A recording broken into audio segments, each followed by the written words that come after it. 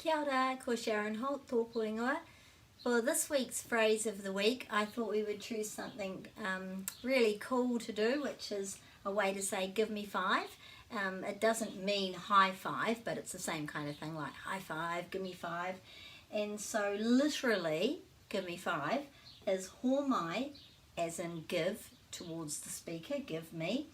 Kia rima, so rima is five. So kia rima is about what somebody needs. So kia is like if you wanted to say kia hia ngā huka, how many sugars? Kia rima ngā huka, 5 sugars. So this is, the kia is because it's something about, oh, give me 5, I need 5.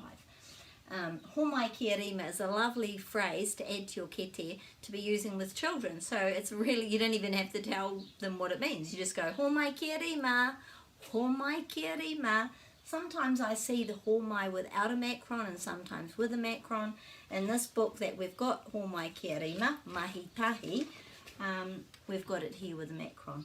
Homai kia rima, tamariki ma. So that would be a lovely thing to start saying with children, wouldn't it? Homai kia rima, give me 5. Tamariki ma, children.